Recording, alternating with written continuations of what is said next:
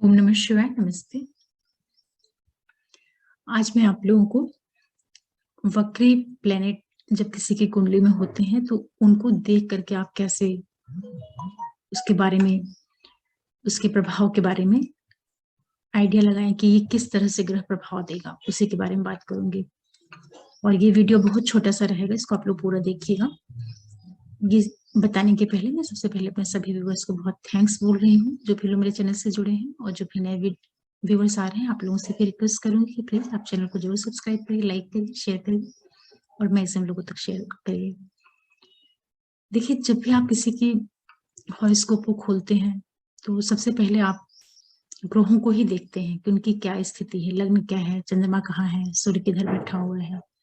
एक दृष्टि डालते हैं पूरे चार्ट के ऊपर। लेकिन साथ में ये भी जरूर देखते हैं कि इसके कौन कौन से ग्रह वक्री हैं, क्योंकि वक्री जो ग्रह होता है ये व्यक्ति के जीवन के ऊपर बहुत अधिक प्रभाव डालता है। वो नेगेटिव प्रभाव भी हो सकता है और पॉजिटिव प्रभाव भी होता है। लेकिन मैंने अपना जो अनुभव देखा है अभी तक हॉरोस्कोप में, जब भी मैं किसी के चार्ट में वक्री प्लैनेट को देखती हूँ तो हमेशा यही देखा कि वक्री जो ग्रह होता है कुंडली में, वो चाहे 2 ग्रह हो, 3 ग्रह हो, राहु केतु तो हमेशा होते हैं, उसके अलावा जो बचे हुए ग्रह हैं, राहु केतु और हमेशा ही वक्री हैं, सूर्य चंद्रमा कभी वक्री नहीं होते हैं। तो बचे हुए जो 5 प्लैनेट हैं उनमें जो ग्रह वक्री होते हैं, और उसमें भी विशेष करके बुध को छोड़ दीजिए, क्योंकि बुध मोस्टली सूर्य के पास रहता है तो वो अक्सर वक्री आपको मिल जाएगा, उसका उतना नेगेटिव प्रभाव नहीं होता है। लेकिन बचे हुए जो ग्रह, विशेष रूप से आप देखिए कि जो गुरु है, शनि है, मंगल है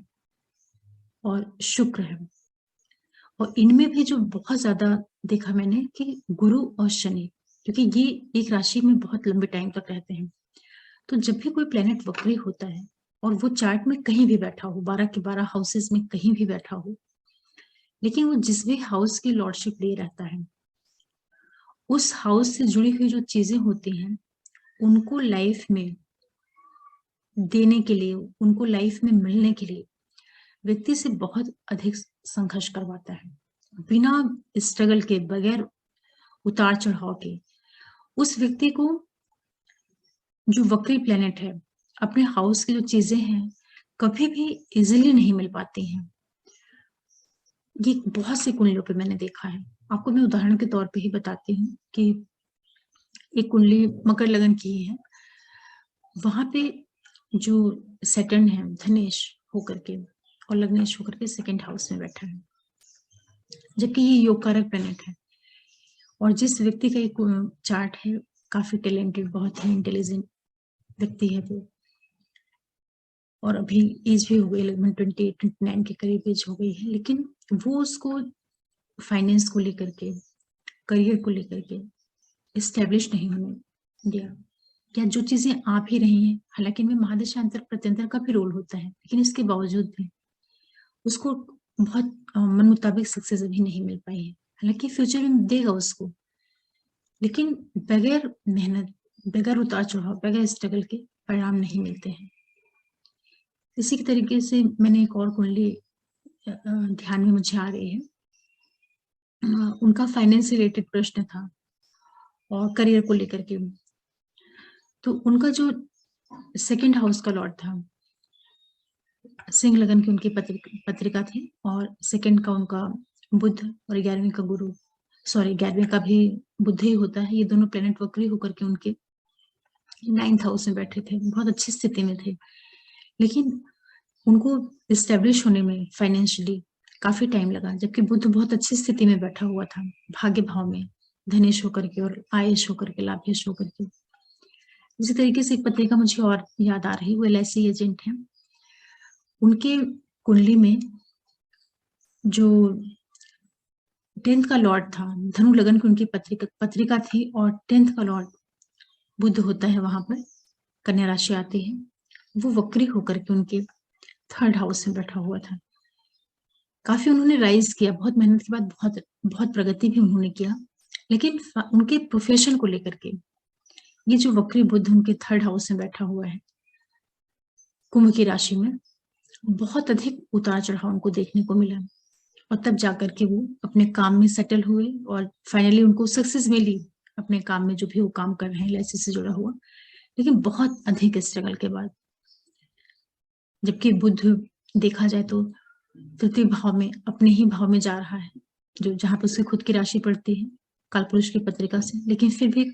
बहुत मेहनत के बाद, बहुत उतार चढ़ाव देने के बाद तब जाकर के उसने उनके प्रोफेशन को एस्टेब्लिश किया। इसी तरीके से पत्रिका मुझे और भी याद आ रही है, तुला लगन की पत्रिका है, और वहां पर सैटर्न, जो कि योग कारक प्लेनेट है, फोर्थ का और फिफ्थ का लॉर्ड होकर के नीच की स्थिति में, यहाँ पे मैं आपको थोड़ा ये भी बता दूं, नीच की स्थिति में 7th हाउस में बैठा हुआ, जहाँ पे मेष राशि पड़ती है। अब ऐसे देखा जाए तो केंद्र और त्रिकोण का मालिक है शनि, और केंद्र में बैठ रहा, योग कारक स्थिति तो बना रहा है, इसमें कोई दो राय नहीं है, लेकिन जिन हाउसेस की लॉर्डशिप उसने ली, फोर्थ की और फिफ्थ की, बहुत बहुत अधिक स्ट्रगल, बहुत अधिक उतार चढ़ाव के बाद संतान भी दिया उनको, और उनको मकान, व्हीकल, सारी चीजें प्राप्त हुई, टाइमली प्राप्त हुई। व्हीकल तो बहुत जल्दी उनको प्राप्त हुआ, लेकिन उसको उसको उसको पूरा करने में बहुत ही तकलीफें आई। प्रॉपर्टी भी दी, लैंड भी उनके पास, गाड़ी भी उनके पास, मकान भी उनके पास, लेकिन इस शनि ने, जो नीच की स्थिति में 7th हाउस से बैठा हुआ है, इसे 10वीं दृष्टि से अपने घर को देखा, तो प्रॉपर्टी का सुख दिया, व्हीकल का भी सुख दिया, सब कुछ दिया, मदर, सारी चीजें उनके पास है, लेकिन चूंकि ये प्लेनेट वक्री था, तो जो कुछ उसने दिया उससे उसकी पूरी कीमत भी वसूली। बहुत तनाव, बहुत स्ट्रगल, बहुत मेहनत के बाद फिर उनको ये चीजें प्राप्त हुई। और एक चीज और भी है कि जो वक्री प्लेनेट होता है, जिस जगह पे बैठता है वहां पर भी बहुत बहुत स्ट्रगल करवाता है, क्योंकि वक्री का मतलब ही है कि टेढ़ापन। हालांकि प्लेनेट टेढ़ा नहीं है ना, तो प्लेनेट उल्टा चल रहा है, लेकिन जो उसका एक प्रभाव पड़ता है, क्योंकि सूर्य से दूर जाने के बाद 5 से 7 घर के करीब पहुंच करके ही जो बड़े ग्रह हैं वो वक्री होते हैं, तो जब ये अर्थ के करीब आते हैं तो वहां पे प्रभाव भी पड़ता है काफी अधिक, उस प्लेनेट का बहुत ज्यादा प्रभाव पड़ जाता है उस व्यक्ति के ऊपर जिसके नेटल चार्ट में वो प्लेनेट वक्री हुआ रहता है। तो उसी तरीके से उसके लाइफ में वक्री प्लेनेट जिस हाउस में बैठा होता है, वहां की चीजों को लेकर भी उससे बहुत मेहनत करवाता है। बगैर मेहनत के चीजें उसको नहीं प्राप्त होती, वैसे तो हर एक व्यक्ति को मेहनत के बाद ही प्राप्त होती है, लेकिन वक्री प्लेनेट जिन हाउसेस की लॉर्डशिप लेकर के चलते हैं, वहां वो चीजें कभी भी आसानी से नहीं देते हैं। और अगर कहीं वो नवमांश कुंडली में भी आ, कुछ अलग तरह से संबंध बना लें, 6-8-12 में जाकर के बैठ जाएं, या शत्रु राशि में जाकर के वहां पे बैठ जाएं, तब वो मेहनत और तकलीफों को और ज्यादा बढ़ा करके किसी चीज में बिल्कुल अंदर तक ले जा करके उसमें इन्वॉल्व करके परेशानियों से गुजार करके फिर वो सफलता देते हैं। लेकिन ये है कि वो सक्सेस जरूर देते हैं। वक्री प्लेनेट अगर आपके चार्ट में है तो आप ये मान के चलिए कि जो ऐसा व्यक्ति होगा बड़ा मेहनती होगा, बहुत जुझारू होगा, और अपनी चीजों को वो कैसे भी करके अचीव जरूर करेगा, क्योंकि वो प्लेनेट वक्री हो गया। तो वक्री का मतलब ये है कि पृथ्वी के करीब है, बहुत बहुत प्रभाव देगा, और वक्री प्लेनेट में बहुत ताकत आ जाती है। तो ऐसा जो ग्रह होता है, जिन हाउसेस की लॉर्डशिप लिए रहता है, उन उन चीजों को पूरा करने के लिए बहुत मेहनत करता है, लेकिन वो फाइनली सक्सेस होता है, क्योंकि उसके अंदर इतनी हिम्मत होती है, वो कभी भी छोड़ता नहीं अपनी जिम्मेदारियों को, करेगा जरूर, काफी तकलीफ उठानी पड़ेंगी उसको, बहुत स्ट्रगल करना पड़ेगा, लेकिन अपनी सारी चीजों को फाइनली अचीव करता है।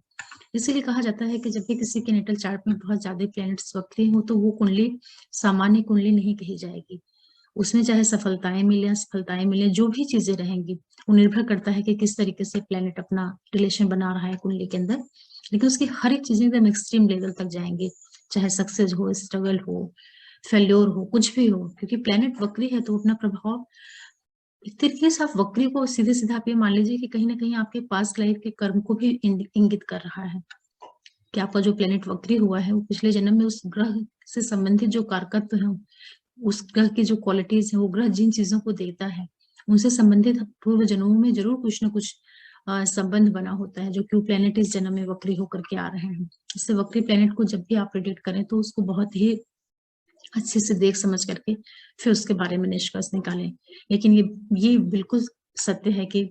वक्री प्लेनेट जो होता है, जहां बैठता है और जिन हाउसेस की लॉर्डशिप ले रहता है, उन चीजों को वो आसानी से नहीं देता, फाइनली देता है, लेकिन बहुत तकलीफों के बाद, बहुत मेहनत के बाद, और फिर जाकर के वो सफलता देता है। आशा कर रही हूँ कि आप लोग समझ पा रहे होंगे इस वीडियो को। ये ये जो मैंने आज आप लोगों से डिस्कस किया है, ये कई चार्ट के ऊपर, और बहुत जो मेरे बहुत क्लोज लोग हैं, जिनको मैं बहुत करीब से जानती हूँ, मेरे रिलेटिव्स हैं, जो मेरे फ्रेंड सर्कल के लोग हैं, उन लोगों के चार्ट में मैंने इस तरह के प्लैनेट्स और उनकी लाइफ का जो स्ट्रगल है वो देखने के बाद मैं ये वीडियो आप लोगों को दे रही हूँ। आशा कर रही हूँ कि आप लोगों को कुछ जानकारी मिली होगी वोकली प्लैनेट से संबंधित, और फिर मिलते हैं आप लोगों से किसी नए वीडियो के साथ। तब तक के लिए ओम नमः शिवाय, नमस्ते।